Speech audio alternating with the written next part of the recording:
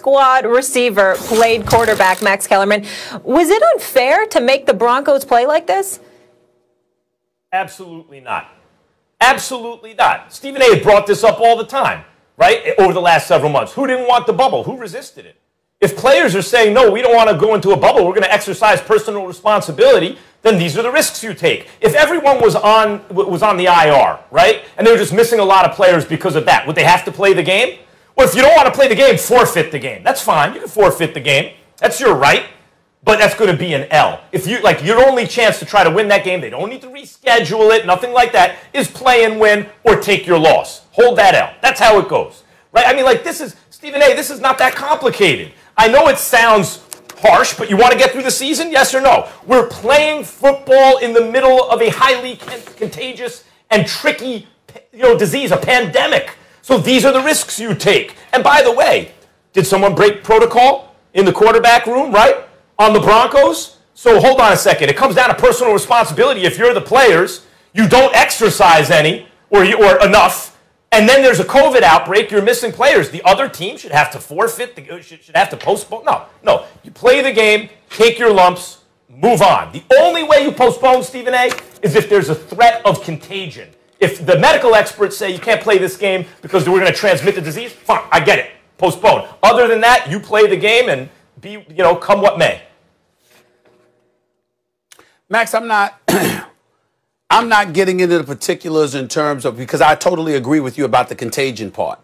I also agree with you from the standpoint that, look, the players had an opportunity to have a bubble. They didn't want a bubble.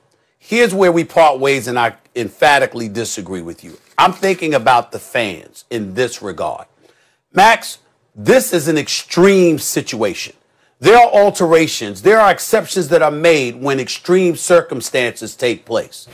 They did not have a quarterback. According to folks in the NFL, the Broncos actually called to try to beg the NFL to allow their quality control coach to come onto the field and play quarterback for them because he knew the playbook. That's how desperate of a situation it was. So you are the New Orleans Saints, and you walk into a game playing against a team that literally, not figuratively, literally has no quarterback. There's nobody to play the position. I would have rather had them, they've been made to forfeit the game than be subjected to that kind of stuff. Because again, you're playing, you still got defensive players, you're still playing a football game. It's still a violent sport. Somebody could ultimately go out there, get themselves hurt, etc., etc. I understand this kind of stuff comes with it. I get it. But I'm saying that there are extreme circumstances that could take place at a time where you're literally looking at a game and saying, we're really going to play this game. You have a situation where no quarterback was available. And when I heard the news Saturday night, Max, no quarterbacks are available for the Denver Broncos, you know what I actually thought about and tried to speak to the NFL about, but I couldn't get anybody on the phone over the weekend?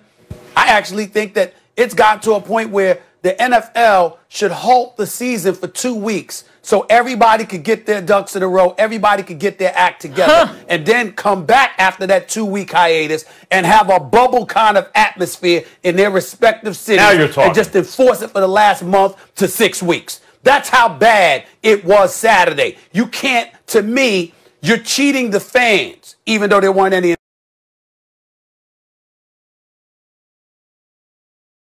in attendance, they're watching on TV. When you tell a football team to show up without a damn quarterback, that's extreme.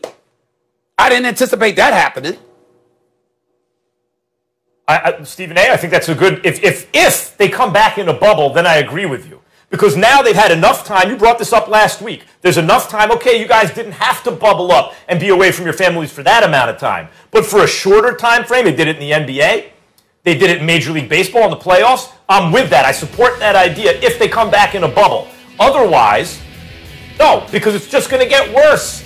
It's not getting better. It's getting worse. So what's 2 weeks going to do? There are going to be more outbreaks. So I love your idea of a 2-week hiatus followed by a bubble and finish the season that way if you can get the players to agree. But as far as this game went, you talk about they had to play without a quarterback. Why would that be? Why did they have to play without a quarterback? Could it be because the quarterbacks weren't wearing masks and socially distancing? Because that seems to be the reason, for which they apologized, right? So hold on. Now, we know it's a pandemic. We know it's contagious. We know the best way to fight it is socially distance. Wear a mask. Mask is probably number one, according to the data, right? So they let it slip. Then they didn't have a quarterback. What should happen after that? One of two options. Forfeit the game, take the L, or play the game, you risk the injury, and you take the L. They opted to play the game. But either way, the other team should not be punished for their lack of, which I kept hearing before the season, personal responsibility. They didn't take it, they lose. The bubble idea, Stephen A., I'm on board. 2 weeks in a bubble, I'm on board. I'm certainly not an advocate of those who followed protocol and were ready to play suffering. I get that part. All I'm saying is that there are millions of fans that are watching. We actually do matter too, okay? Even though we're not in attendance, we're watching on our television sets.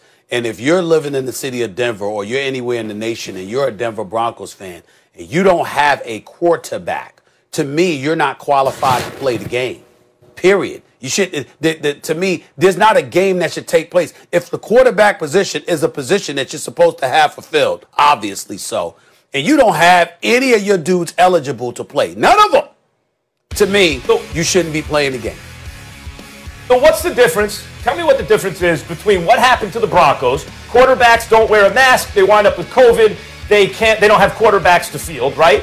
And let's say a team where the quarterbacks were riding a motorcycle or something like that, and there was an accident and they all got hurt. They're on the IR. What's the difference? We know that there is a physical danger and that you need to take certain steps to protect yourself and others, and they didn't, and as a result, they weren't available to play. If they had an accident from careless behavior and weren't available to play, we wouldn't talk about postponing the game.